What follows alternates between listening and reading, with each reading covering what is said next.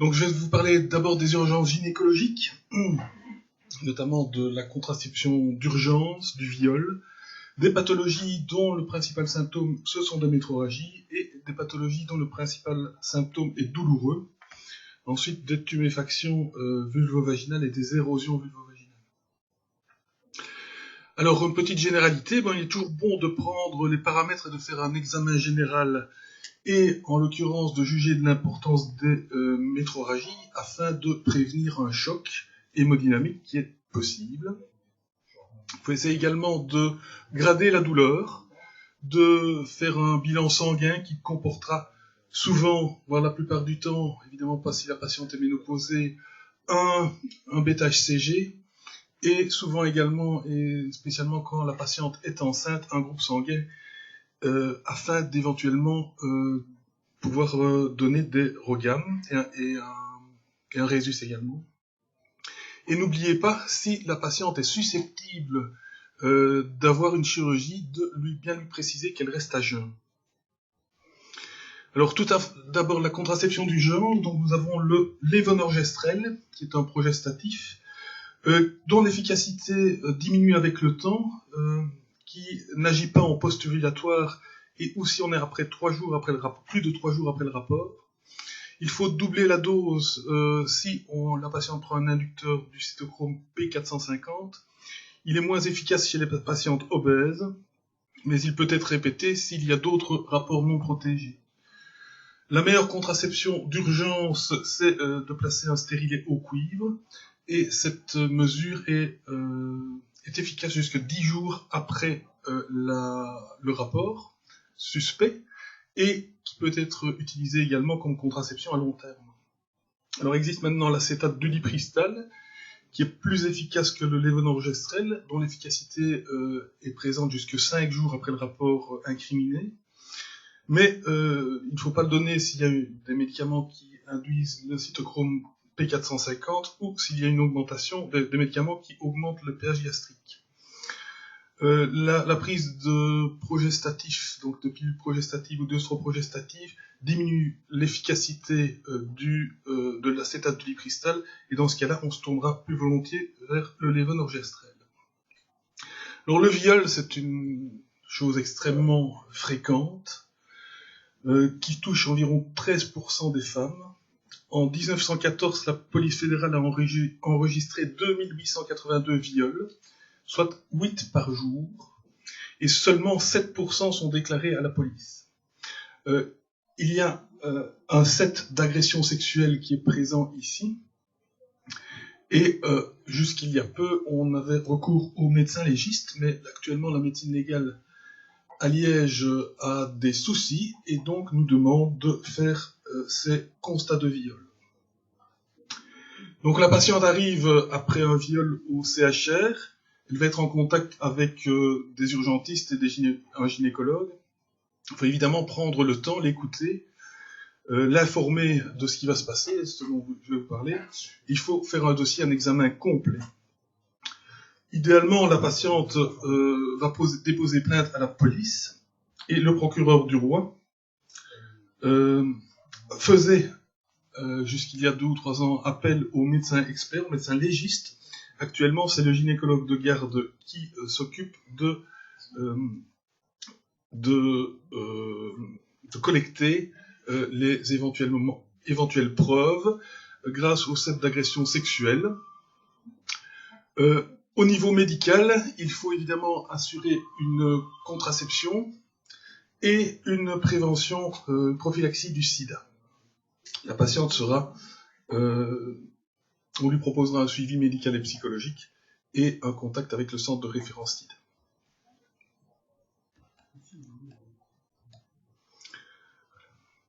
Alors, les pathologies qui impliquent des hémorragies, on appelle ça des métrorragies la plupart du temps. Il faut distinguer le cas des patientes en âge de fertilité et le cas des patientes ménopausées ou hystérectomisées. Alors, ce qu'on craint, a priori, lorsqu'une patiente vient aux urgences, pour des hémorragies, c'est une grossesse qui peut être au premier trimestre soit un avortement spontané, soit une menace de fausse couche, soit ça peut être également une IVG compliquée ou bien pire encore, une grossesse extra-utérine.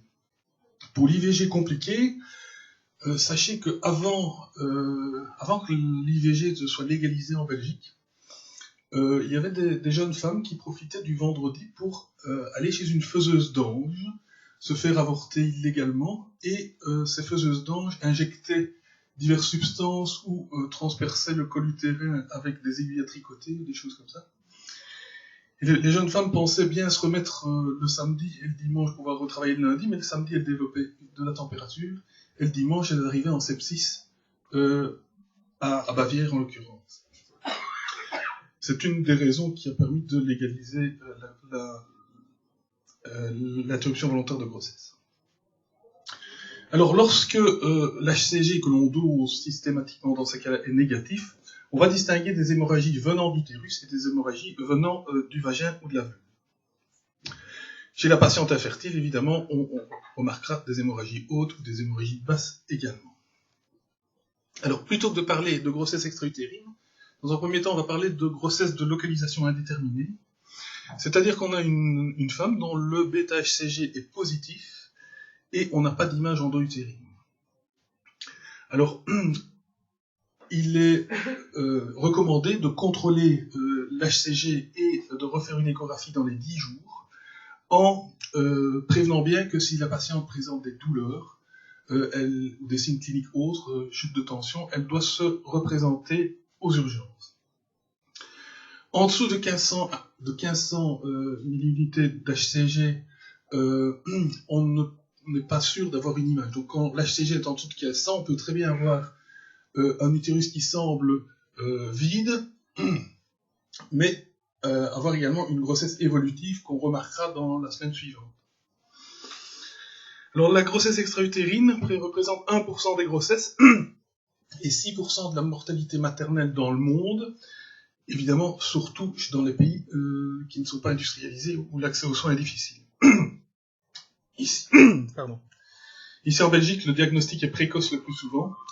Il faut distinguer les grossesses extra-utérines sans signe de gravité et les grossesses extra-utérines qui se choquent. Alors, dans les grossesses extra-utérines sans signe de gravité, il y a un retard de règles, donc il faut toujours demander la date des dernières règles aux patientes. Il peut y avoir des douleurs, des métrorragies, voire même une masse latéralisée à l'examen gynécologique.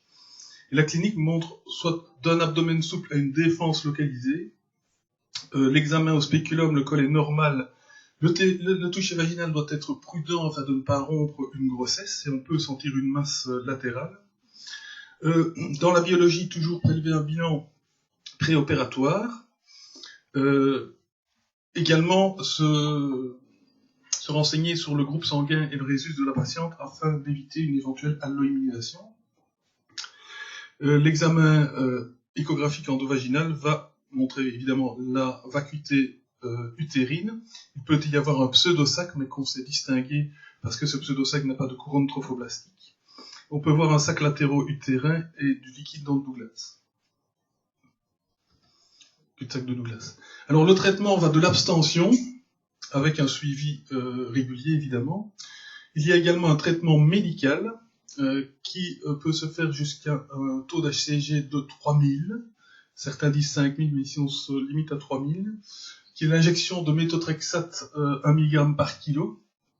Et il faut évidemment une patiente fiable pour laquelle on puisse contrôler la décroissance du bêta-HCG. Le traitement est chirurgical et c'est essentiellement laparoscopique. On a trois techniques. La césarienne tubaire, c'est lorsque la grossesse est bien visualisée, bien limitée. Avec un crochet monopolaire, on incise la trompe un peu au-dessus de la grossesse, puis on injecte sous pression du liquide, et puis on réaspire la trompe. Ça permet également, évidemment, de garder une trompe à cette patiente. Lorsque cette trompe est fort abîmée ou qu'il y a vraiment une déchirure de la trompe, on peut admettre faire une salpingectomie, donc enlever la trompe. Et on peut, dans certains cas, injecter du méthotrexate in situ. Dans les patientes qui se choquent avec une grossesse extra-utérine, on a des signes de collapsus. On peut essayer d'avoir une anamnèse en lui demandant la date de ses dernières règles. Si la l'aspect de la douleur, qui est souvent violente et brutale. À la clinique, on aura une défense, éventuellement une matité des flancs, une douleur irradiant aux épaules, car le diaphragme va être irrité par la collection sanguine intra-abdominale. Le fameux cri du Douglas, donc lorsqu'on fait un toucher vaginal ou un toucher rectal et qu'on touche le Douglas, la patiente a fort mal. Dans ces cas-là, il faut faire un bilan préopératoire, doser l'HCG, éventuellement faire une échographie pelvienne. Alors, dès que la stabilisation hémodynamique est faite, on va également procéder à une chirurgie, et dans ce cas-là, on peut être amené à faire une laparotomie, mais depuis quelques années, on s'en est toujours sorti en laparoscopie. Alors, il y a quelques grossesses extra-utérines particulières. La grossesse peut être ovarienne, comme dans la photo du dessus.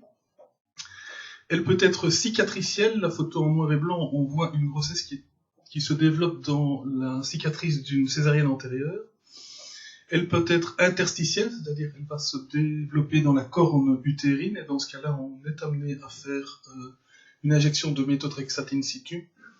Et lorsque cette grossesse extra-utérine s'implante sur des vaisseaux intra-abdominaux, comme on peut avoir une grossesse abdominale, qui évidemment peut être source de graves complications hémorragiques. Alors on peut également se retrouver devant un avortement spontané. Une patiente qui arrive aux urgences, qui a mal au ventre et qui saigne, ça peut être un avortement spontané. L'avortement spontané concerne une grossesse sur 4, et on estime qu'environ une fécondation sur 2 n'aboutit pas. Donc c'est une grossesse sur 4 diagnostiquée. L'hémorragie est variable, mais elle peut être très abondante. Il va y avoir des douleurs à type colicatif, le bêta-HCG est positif, et une échographie vaginale pourra montrer des débris ovulaires intra-utérins. Ici, on le voit avec le Doppler couleur. Le traitement va de l'abstention à l'aspiration curetage, avec également, depuis quelque temps, l'administration de Cytotec, qui est un utérotonique assez puissant et qui permet l'expulsion des débris utérins et l'arrêt de l'hémorragie. Dans ces cas également, toujours faire attention au groupe sanguin de la patiente afin d'éviter, et au résus, afin d'éviter une allo-immunisation. Alors, on peut très bien avoir le même tableau, mais avec un œuf bien présent et un foetus avec une activité cardiaque. Donc c'est une menace de fausse couche. On peut voir un décollement amniochorial là, au-dessus de l'embryon. Toujours également le résus, et on prescrira à la patiente du repos et de l'utrogestan. Les doses de celui-ci sont variables. Certains donnent 1 seulement le soir, à 200 le soir, d'autres 3 par jour. Alors, quelques définitions donc, des hémorragies. On parle de ménorragie, lorsqu'il y a une augmentation de la durée ou de l'abondance des règles. De là, on peut distinguer des polyménorrhées, où il y a augmentation de la durée et de l'abondance, et des hyperménorrhées, où la durée est normale, mais les règles sont trop abondantes. Il y a des macroménorrhées qui sont trop longues, plus de 10 jours, mais d'abondance normale, des pollakiménorrhées qui sont des règles trop fréquentes, donc le cycle est trop court. Les métrorragies, ce sont des hémorragies en dehors des règles. Alors, dans la stratégie diagnostique, toujours se poser la question s'il y a grossesse ou pas. On va faire un examen clinique et un examen échographique. Alors, il faut évidemment, dans l'examen clinique, diagnostiquer une éventuelle anémie aiguë. À l'examen abdominal, voir si le ventre est souple ou non, s'il y a une masse ou pas. Au spéculum, donc on va introduire le spéculum et on va pouvoir juger de l'abondance du saignement qui vient du col. Également examiner les parois vaginales qui peuvent être le siège de lésions traumatiques notamment. Alors il y a quelques causes évidentes. On peut retrouver un stérilet dans le col et c'est l'expulsion ou l'hémorragie qui provoque l'expulsion. On peut au toucher vaginal distinguer un utérus fibromateux et au spéculum voir une néoplasie cervicale. Alors, les hémorragies d'origine utérine ont comme étiologie un fibrome ou des fibromes, souvent sous-muqueux, des polypes endométriaux, une hyperplasie endométriale, de l'adénomiose, qui est de l'endométriose qui est au niveau du muscle utérin, éventuellement une déhiscence de cicatrices de césarienne. On pratiquera une échographie, voire une résonance magnétique, et là on voit la classification FIGO des fibromes actuellement. Alors le traitement peut être simplement médical, on peut donner de l'acide tranexamique, c'est de l'hexacil 500, 3 comprimés par jour. On peut donner un traitement à base de progestérone et spécialement pour les fibromes, l'acétate de lipristal peut être donné si on envisage une chirurgie dans les 3 mois, mais maintenant ça s'est allongé à 9 mois. Le traitement peut également être chirurgical, on en a de moins en moins recours au curetage. On fera plutôt une hystéroscopie opératoire avec résection du polype ou du fibrome, voire une résection de l'endomètre si la patiente n'est plus désireuse de grossesse. On peut évidemment aller jusqu'à l'hystérectomie, qui reste un des traitements des ménométrorragies. Pour les fibromes, il existe également une solution de chirurgie interventionnelle d'embolisation des fibromes, mais il faut s'assurer que la patiente ne désire plus de grossesse parce que ces embolisations fragilisent l'utérus. Cas particulier de la périménopause, il faut toujours se méfier du nœud de l'endomètre, du cancer de l'utérus, et donc demander à la patiente si elle fume, voir s'il est obèse, ce sont des facteurs de risque de cette néoplasie. À l'échographie, on va mesurer la muqueuse qui peut être très épaisse. Il faut toujours obtenir un protocole anatomopathologique et pour ce faire, on va prélever de l'endomètre à l'aide d'une curette de Novak, d'une pipelle de Cordier, voire en hystéroscopie ambulatoire ou sous contrôle de la vue, les biopsies peuvent être faites précisément. Des saignements peuvent arriver sous une atrophie muqueuse. Ce sont des patientes âgées, souvent minces, qui n'ont pas de traitement hormonal substitutif.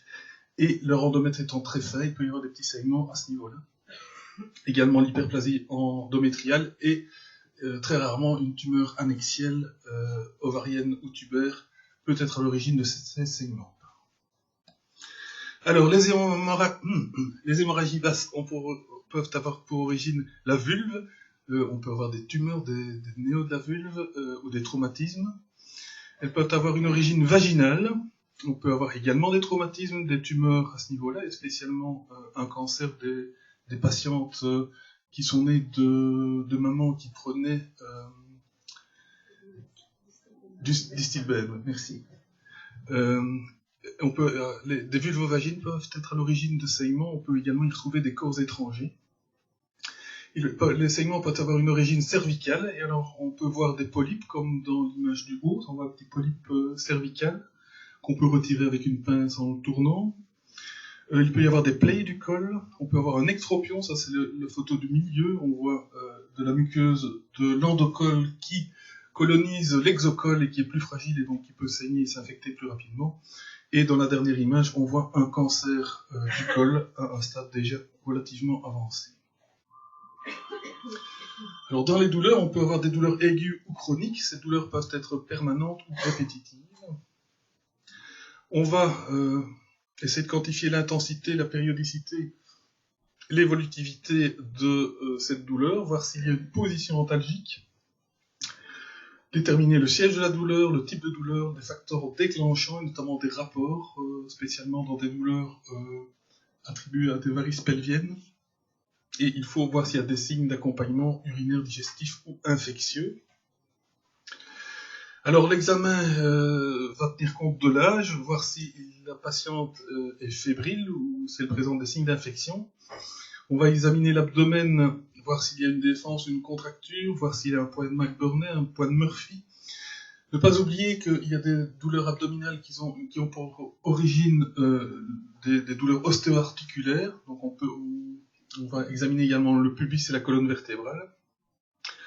Au toucher vaginal, on va mobiliser l'utérus, voir si cette mobilisation est douloureuse ou si l'utérus est hypermobile, notamment dans le cas du syndrome de Master-Séalen. Voir également s'il y a une masse intra-abdominale.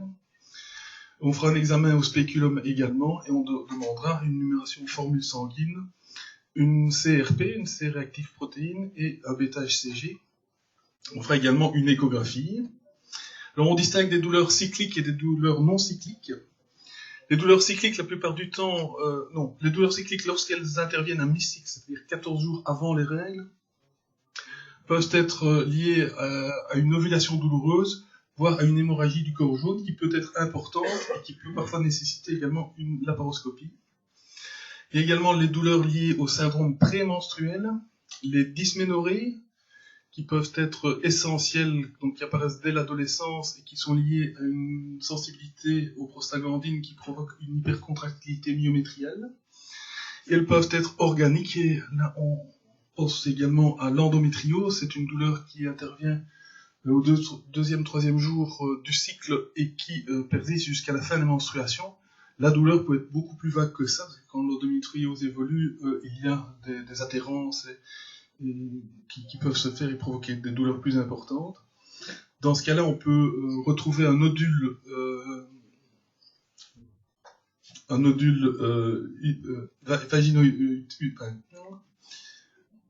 rétro-utérin, merci. On peut voir également de l'endométriose cervicale. On peut essayer de trouver un endométriome à l'échographie. On peut également voir de l'adénomyose à l'échographie, mais on demandera souvent un examen de résonance magnétique afin de voir si on a des nodules visibles d'endométriose. Mais le diagnostic ultime est fait par laparoscopie, qui peut être le diagnostic et le traitement. Alors on peut avoir des hématométries qui sont des douleurs cycliques qui interviennent au moment des règles, soit parce que on est chez une jeune fille dont l'hymen est imperforé, et on va avoir donc du sang dans le vagin et dans l'utérus qui va être dilaté. On peut également avoir des hématométries acquises suite à un curetage ou une conisation avec une sténose du col. On peut également être en face d'une infection du petit bassin chronique. Alors, les douleurs non cycliques chroniques peuvent avoir comme origine une infection suite à une endométrite ou une salpingite. Dans ce cas-là, il faudra faire un bilan laparoscopique pour voir l'état du pelvis et envisager une antibiothérapie au long cours, voire une salpingectomie uni ou bilatérale, voire une hystérectomie. L'endométriose peut également donner des douleurs chroniques. Alors là, on voit sur la photo la plus haute des petits nodules d'endométriose disséminés sur le péritoine.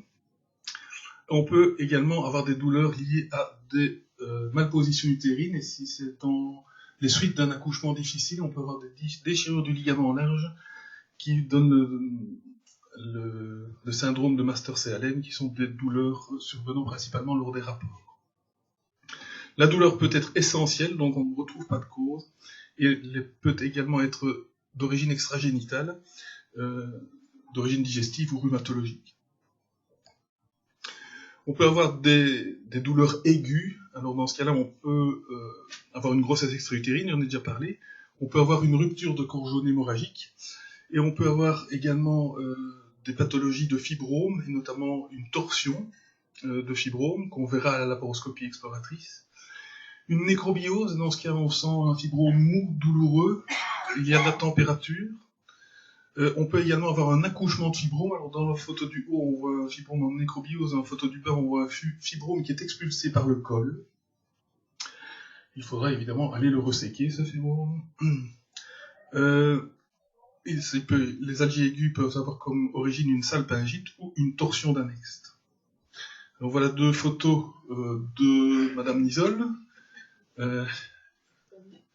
Donc on voit des annexes qui sont tordues, souvent suite à un kyste de plus de 3 cm qui entraîne une hypermobilité de l'annexe. Alors on voit que les trompes paraissent en fort mauvais état, mais dans la plupart du temps, en les détordant et en les lavant, leur état s'améliore rapidement. Donc on ne doit pas spécialement faire de salpingectomie dans ces cas-là. Voilà, donc on aura une patiente qui vient avec une douleur brutale, parfois accompagnée de vomissements, qui est latéralisée. On pourra sentir une masse annexielle et, comme on craint une grossesse extra-utérine, le bêta-HCG sera dosé, sera négatif. À l'échographie, on a une image vraiment affreuse. On pense que c'est un cancer, c'est vraiment une image multiloculaire annexielle. Et il faut envisager de faire une laparoscopie en urgence pour que l'annexe ne se nécrose pas. Alors, les syndromes inflammatoires du petit bassin ont la plupart du temps une origine ascendante, donc venant de la flore vaginale, et rarement de proximité suite à une appendicite. La symptomatologie est très variable, et il faut penser dans ce cas à des infections sexuellement transmissibles, ou s'il y a eu un geste endo-utérin, notamment la pose d'un stérilet. Alors, Chlamydia trachomatis est impliqué dans 60% des PID, Neisseria gonorrhea, Mycoplasma hominis, et des staphylocoques, des streptocoques, des entérocoques, et plus rarement, mais on en a déjà vu une, la tuberculose. Alors, la douleur est localisée dans une fosse iliaque, elle peut être hypogastrique de modérée à importante. Le syndrome infectieux est également variable.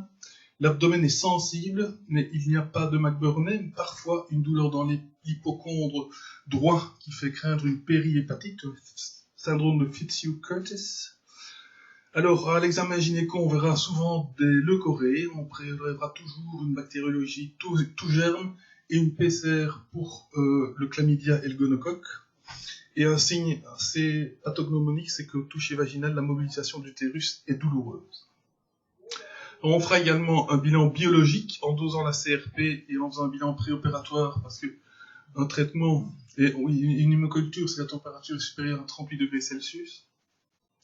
Le traitement est essentiellement laparoscopique. Donc on fera, pour faire un bilan des lésions, reprélever des bactériaux intra-abdominales, chlamydia, gonocoque et tout germe, éventuellement vider des abcès, laver beaucoup, ça allait diminue l'infection et diminue beaucoup la douleur. On ne manquera pas d'aller voir le foie pour voir des adhérences qu'on voit dans la photo, c'est un syndrome de Fitzhugh-Curtis, des adhérences périhépatiques.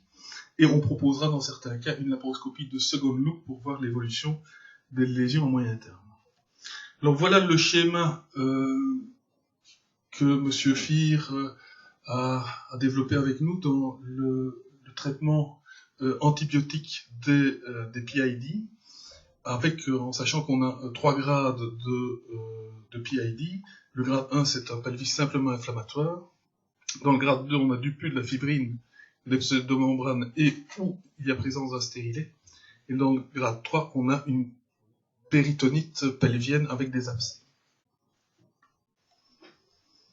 Alors, en ce qui concerne la pathologie vulvovaginale, on peut avoir des leucorrhées, donc des pertes blanches, qui, si elles s'accompagnent de démangeaisons et si elles ont l'aspect de l'écaillie, font largement penser à une mycose. Les streptocoques peuvent également, s'ils sont symptomatiques, donner des mycoses.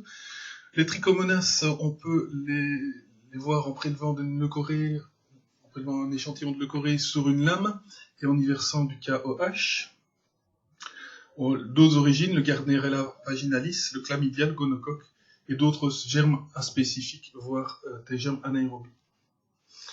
On peut également avoir des érosions au niveau vulvaire, et là on voit un herpès, donc c'est des érosions qui commencent par des papules, puis ces papules éclatent et font des érosions à contour géographique.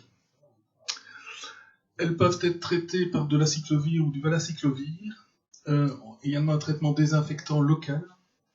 Lorsqu'il y a des récidives et qu'on peut prouver l'origine l'origine bien herpétique des lésions, on peut donner de l'aciclovir ou de valacyclovir à long terme. Il faut plus de 6 récidives par an. Il est bon de faire un prélèvement de ces papules afin d'identifier le virus de l'herpès.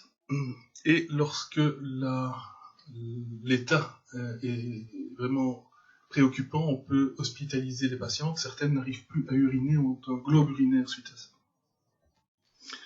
Alors on peut avoir des condylomes qui sont liés à l'HPV, qu'on traite par l'imiquimod, qui est un stimulant de l'immunité, par l'acide trichloracétique, voire on peut les brûler au laser, donc c'est la photo du haut. On peut avoir un abcès de la glande de Bartholin ou de la glande de Skene, qui nécessite la plupart du temps une vidange chirurgicale et une marsupialisation. On peut avoir une imperforation hyménéale, c'est ce qu'on voit la photo à droite en bas, où on voit le vagin dilaté, l'utérus dilaté par le sang menstruel qui ne sait plus pas s'échapper parce qu'il y a une membrane hyménéale. Et alors on peut également avoir des chancres. Alors on pense toujours à au chancre syphilitique, qui est indolore, dont on voit la photo à gauche. Et qui se traite par pénadure. Et il y a le chancre mou, qu'on appelle aussi chancrelle, qui est un chancre douloureux, qui est lié à l'hémophilus ducréi et qui est traité par 1 g d'azithromycine en une seule dose. Alors, dans les pathologies gynécologiques douloureuses, on a également l'hyperstimulation ovarienne, qui est une pathologie qui est purement iatrogène, donc c'est fatalement une femme qui est en stimulation ovarienne pour fécondation in vitro ou non, d'ailleurs, pour une stimulation ovarienne sans fécondation in vitro. On distingue, donc elles viennent avec une douleur pelvienne, une tension abdominale, et on distingue les syndromes légers, où la douleur est modérée, où l'ovaire est inférieur, donc le plus grand axe est inférieur à 6 cm. La modérée, qui est plus douloureuse et où l'ovaire est plus gros, 6 à 12 cm, pas millimètres. Et là, le syndrome sévère, où on peut avoir de l'acide de l'oligurie, une prise de poids importante, et un ovaire de plus de 12 cm. L'HCG endogène ou exogène. Exogène, c'est l'HCG qu'on utilise pour la stimulation de l'ovulation. Endogène, c'est éventuellement une grossesse débutante et éventuellement une grossesse multiple débutante. Joue un rôle fondamental. Et on explique la symptomatologie par une augmentation de la perméabilité capillaire liée à des prostaglandines, à des cytokines et à des facteurs de croissance endothéliale, qui va provoquer un troisième secteur, donc une hypovolémie, une hypoalbuminémie, voire une oligurie, une insuffisance rénale. Il faut évidemment craindre des accidents thromboemboliques dans les cas sévères. Alors on va le traiter comment ? Ça dépend de la sévérité. Simplement par du repos à domicile et un contrôle du poids et du diamètre abdominal, et éventuellement des anticoagulants si la patiente est thrombophile et que le HSO est léger. Lorsqu'il est modéré à sévère, on va l'hospitaliser, on va la mettre au repos, lui donner des anticoagulants, des antidouleurs, surveiller le poids, le diamètre et l'acide éventuel par contrôle échographique, une surveillance biologique, une hydratation éventuellement intraveineuse, spécialement dans les formes graves où on va les perfuser avec des macromolécules de l'albumine humaine à 20%. On donnera également des diurétiques si nécessaire et on fera une ponction d'acide seulement si la patiente se plaint de dyspnée. Et outre les complications thromboemboliques, on peut avoir également des torsions de ces ovaires qui sont hyperstimulés. Voilà, je ne sais pas où on en est dans le temps. On peut commencer les urgences obstétricales. Vous êtes... On peut ? Ok, merci. On va parler dans les urgences obstétricales de la maladie thromboembolique. Dans le premier trimestre, on va parler des hyperémésies, donc des nausées et des vomissements incoercibles de la grossesse, des menaces d'accouchement sévères, de métrorragie lors du deuxième trimestre, et dans le troisième trimestre, on va distinguer les complications prépartales, convulsions, coliques néphrétiques, urgences chirurgicales, l'hématome rétroplacentaire, le placenta prévial, la rupture prématurée des membranes optimaux sur la prééclampsie, des pathologies perpartales, et spécifiquement la procidence du cordon, et postpartales comme l'hémorragie du postpartum et des complications d'allaitement. Alors, la maladie thromboembolique, la femme enceinte court 8 fois plus de risques de faire une thrombose ou une embolie pulmonaire que la femme qui n'est pas enceinte. Évidemment, les patientes qui souffrent de thrombophilie sont encore plus à risque, encore également si elles ont un antécédent de maladie thromboembolique veineuse, également si elles sont immobilisées, notamment dans des longs trajets en avion ou lors d'hospitalisation. Alors on distingue évidemment la thrombophlébite profonde, avec un mollet qui est rouge, chaud, douloureux, et qu'on distingue au Doppler. En cas de suspicion d'embolie pulmonaire, on privilégiera l'angioscan. On pourra donner des injections de Clexane, et là, le Clexane est important parce que c'est la seule molécule qui soit validée pendant la grossesse. Plein de femmes ont eu de la fraxiparine, mais en obstétrique, on préfère donner la Clexane, qu'on pourra donner en préventif ou en curatif jusqu'à 6 semaines après le postpartum. Sachez qu'il faut l'interrompre 12 heures avant la pose d'une péridurale. On peut également suivre l'activité anti-10-1. Donc nous avons un petit prospectus qui est disponible, on en a régulièrement, sur justement la prophylaxie antithrombotique en perpartum, en postpartum et après une chirurgie gynécologique. On distingue évidemment des gradations si la patiente a une thrombophilie modérée ou sévère. Alors, les vomissements incorrectibles de la grossesse, c'est une forme grave des nausées gravidiques, ça touche 3% des patientes enceintes.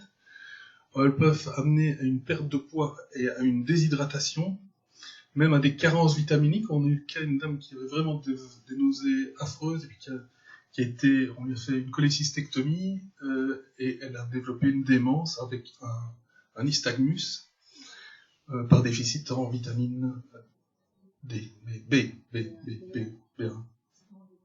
Ouais. Alors ces patientes, on va les hospitaliser, les réhydrater. On peut leur donner de la lysatide ou de l'anticétron comme antiémétique. On les laissera au calme, dans le noir, et il faudra éviter les écrans parce que la fréquence de défilement des images est nauséogène. On peut également se retrouver devant une patiente qui a des contractions, qui n'est pas à terme, et dont le col se modifie avant 37 semaines. C'est favorisé, la menace d'accouchement est favorisée par des infections urinaires, par le stress et la fatigue. On peut faire un test à la fibronectine ou à l'insuline growth factor binding protein avant l'examen. Donc il faut toujours prélever un petit élément, donc on a une sorte de papier buvard qu'on pose dans le cul-de-sac avant de faire tout examen. Alors là, après on va mesurer le col, la longueur du col par échographie endovaginale. On fera également une échographie fœtale et un monitoring fœtal fœto-maternel en l'occurrence, qui pourra objectiver des mises sous tension ou des contractions. Et la politique, c'est lorsque le col est inférieur à 20 mm après la mesure, on propose une hospitalisation et des tocolytiques, nifedipine ou atosiban.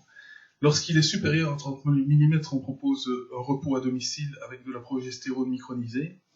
Et lorsqu'il est dans le range des 20 à 30 mm, on propose alors de faire le test à la fibronectine. Donc on avait prélevé un échantillon, là on fait le test. Et s'il est positif, on garde la patiente. Et s'il est négatif, on propose à la patiente de rentrer chez elle. On fera également une biologie pour voir s'il n'y a pas une infection sous-jacente. Alors la rupture prématurée des membranes, on distingue, donc c'est la poche des os, maintenant c'est les membranes. On distingue cette rupture, elle est prématurée parce qu'elle intervient avant le travail, et ça concerne 5 à 10% des grossesses. On distingue les ruptures à terme, avant terme et avant 24 semaines. Donc la patiente se présente en ayant des pertes de liquide, et le test Actim est positif. On a également des papiers buvards qui réagissent, des papiers pH qui réagissent au liquide amniotique. Le pronostic dépend du terme, de l'importance de l'oligoamnios et de la présence ou non d'une chorioamniotite. Il faut éviter les touchés vaginaux afin de ne pas provoquer une infection, une chorioamniotite. On fera toujours un monitoring fœtal, un bilan inflammatoire, un dosage de CRP et une échographie pour voir le bien-être fœtal et l'importance de l'oligoamnios. Alors, en dessous de 34 semaines, on va hospitaliser les patients pour une antibiothérapie de courte durée. Une corticothérapie sera systématique afin de maturer les poumons fœtaux. Même si la patiente présente un début de chorioamniotite, on fera une corticothérapie. Une tocolyse sera instaurée permettant, donc de 48 heures, permettant à la corticothérapie de maturation fœtale d'être efficace. Et dans les maternités périphériques, on discutera selon le terme d'un transfert in utero dans un centre qui dispose d'une néonatologie avec un grand M. En théorie, on propose l'accouchement, donc le déclenchement, à 34 semaines, mais lorsque la patiente est très stable, entre 34 et 36 semaines, on peut continuer la grossesse et aller jusqu'à 36 semaines pour éviter justement une hospitalisation en néonatologie de son enfant. En dessous de 24 semaines, on peut proposer une interruption médicale de grossesse, car la rupture de poche précoce va provoquer évidemment un oligoamnios sévère, et les poumons du bébé, de l'embryon, du fœtus, se développant notamment grâce à ces mouvements respiratoires, on peut avoir une hypoplasie pulmonaire qui sera létale, donc on peut proposer à ces patientes une interruption médicale de grossesse, mais on ne peut pas l'imposer.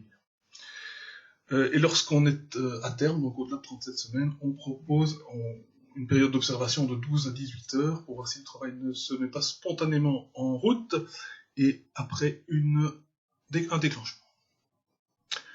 Alors, les patientes enceintes, comme toutes, peuvent présenter des convulsions, et c'est a priori, chez une patiente enceinte, une crise d'éclampsie qui peut arriver dans le décours d'une prééclampsie, donc pathologie avec hypertension et protéinurie, mais qui peut la précéder, mais la protéinurie et l'hypertension la suivront sans aucun doute.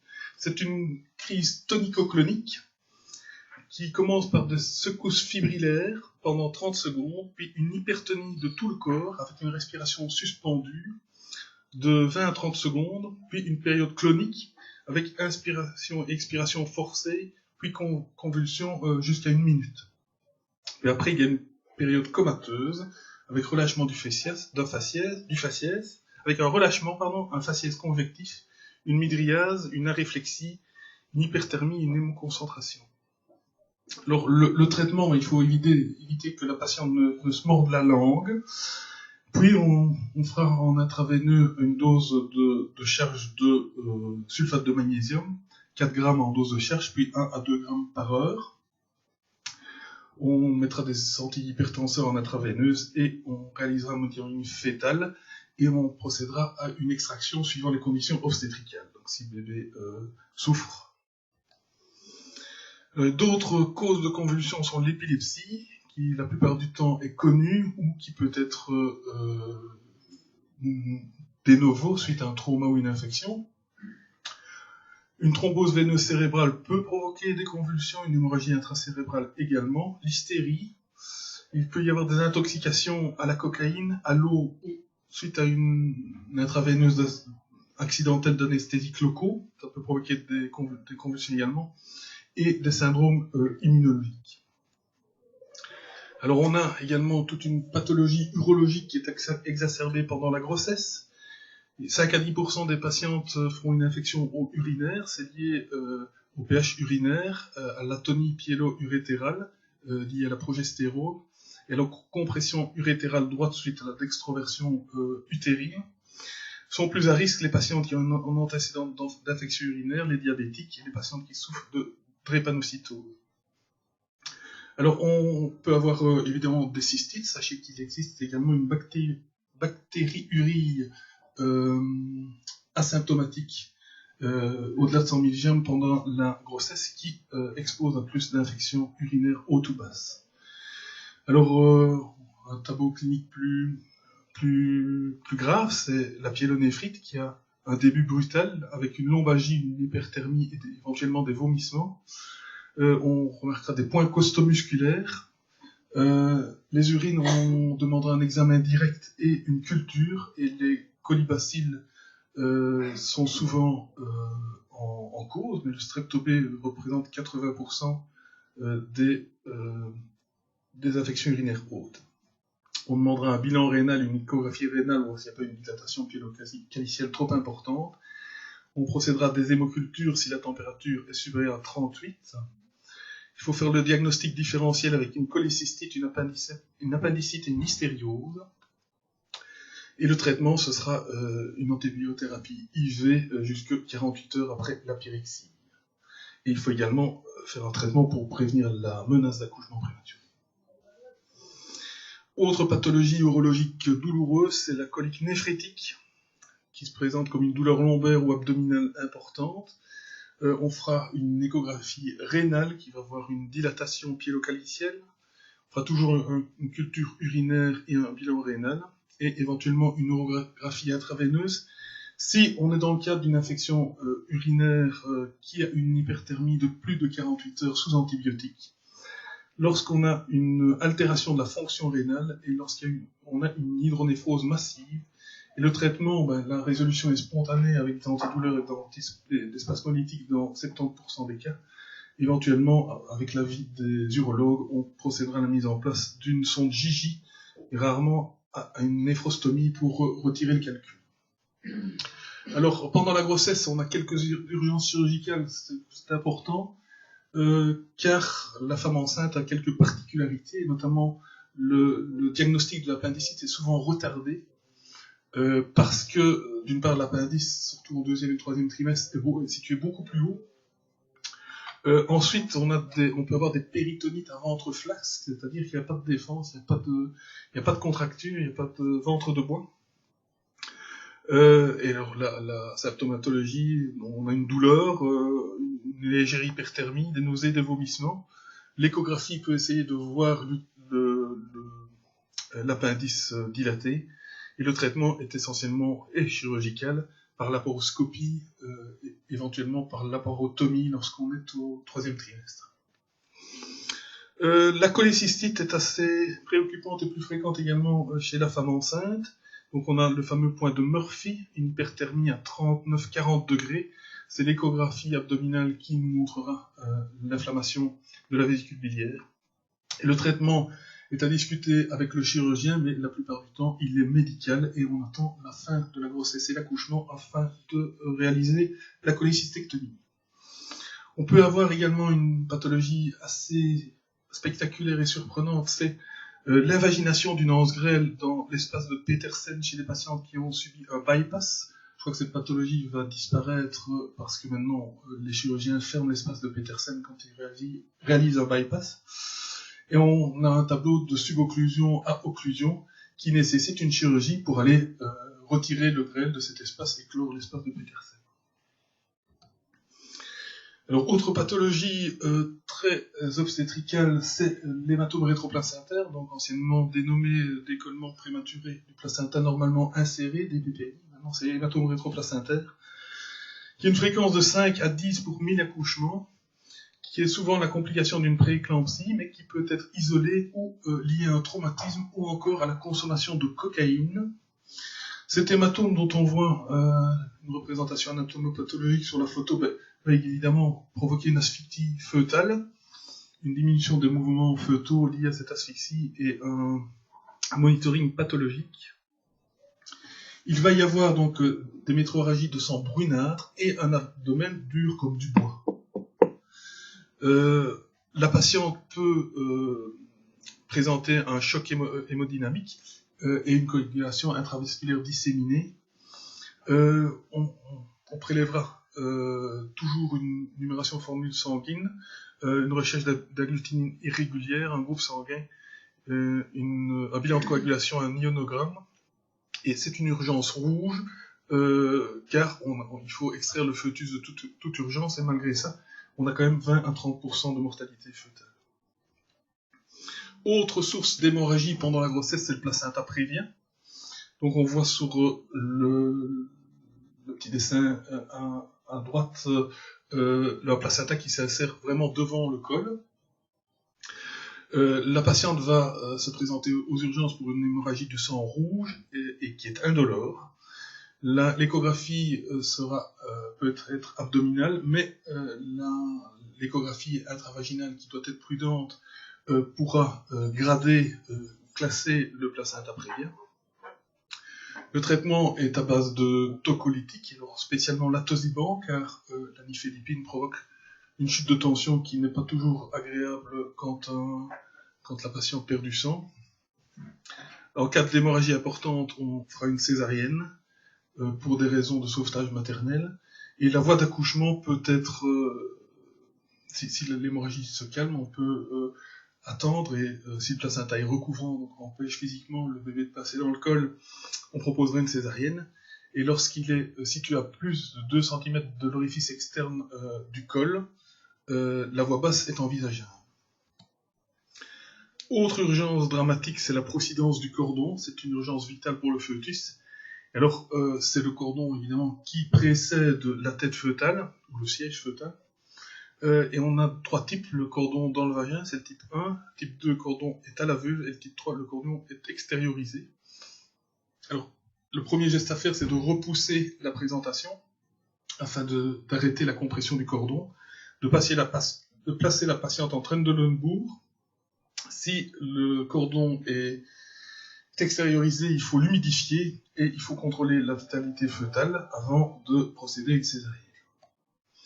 On peut également avoir des lésions traumatiques chez la femme enceinte. Alors, les traumatismes fermés sont les plus fréquents. Il peut y avoir des chutes directes sur l'abdomen, des coups, des accidents de la voie publique, des accidents domestiques ou des accidents de travail. Les traumatismes pénétrants sont rares, mais évidemment dramatiques pour le fœtus et éventuellement pour la mère. Il faut juger de l'état maternel avant tout, voir si son état est préoccupant ou pas.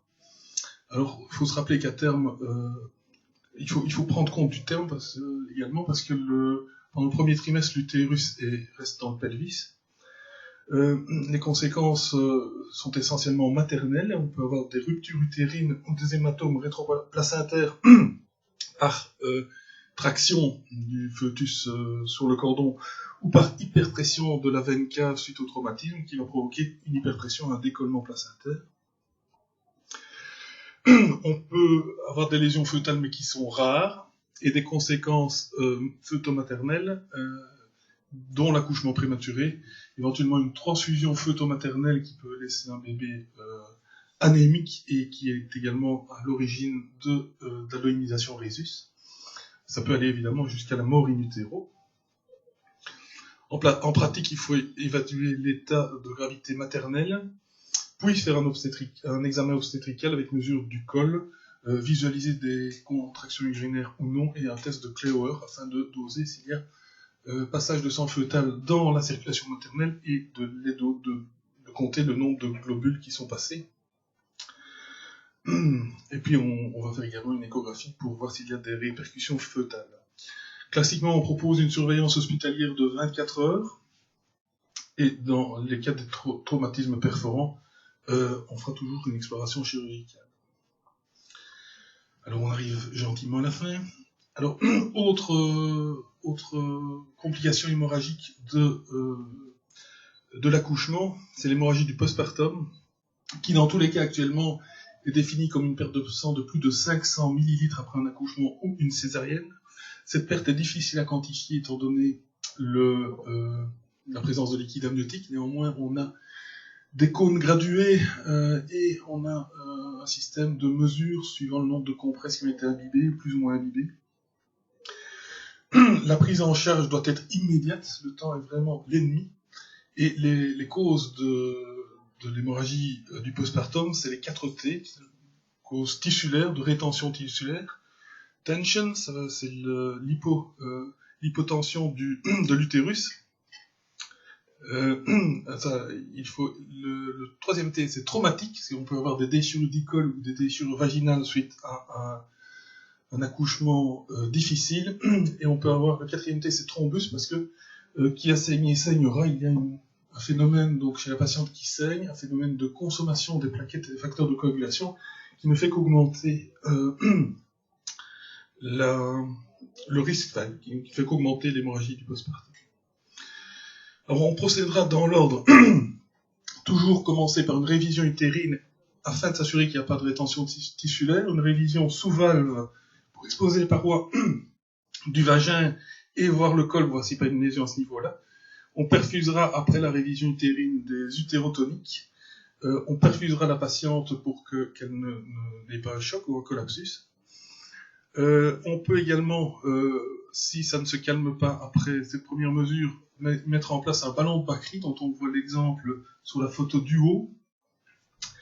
Et la prise en charge peut également être, j'ai oublié de le mettre, et c'est dommage parce que c'est vraiment important, les radiologues nous aident beaucoup, et les radiologues interventionnels spécifiquement, et quand la patiente est stable, parfois même avec un ballon de Bakri, on peut la conduire en radiologie pour embolisation des artères utérines.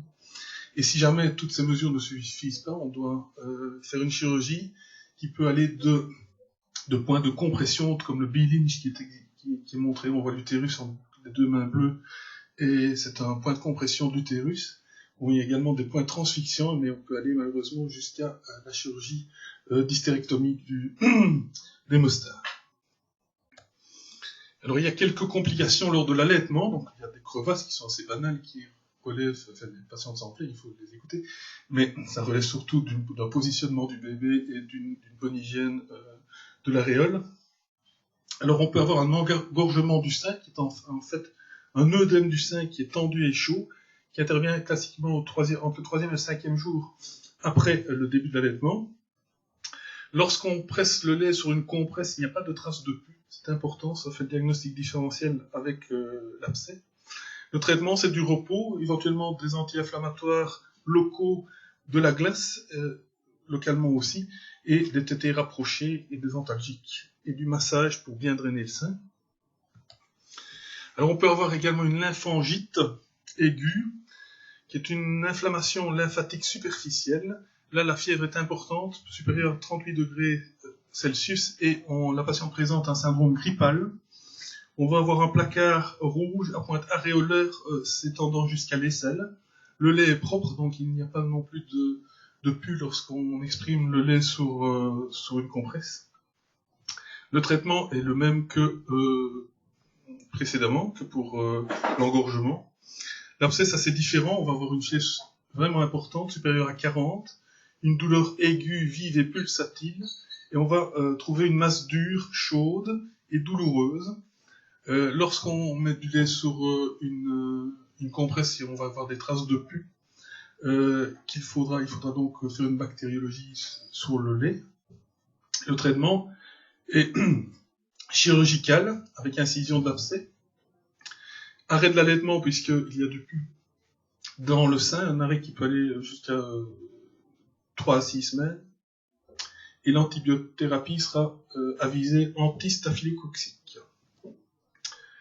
Voilà, donc, conclusion, plus sur les urgences gynécologiques que sur les urgences obstétricales. Mais il faut penser que les femmes peuvent avoir une urgence gynécologique, que cette urgence sera ou chirurgicale ou non chirurgicale. Toujours bien penser à doser l'HCG chez la patiente en âge de procréer, faire un examen clinique, éventuellement demander une échographie, et sachant que la patiente est susceptible d'avoir une laparoscopie, demander à la patiente de rester à jeun et demander un bilan préopératoire. Je vous remercie.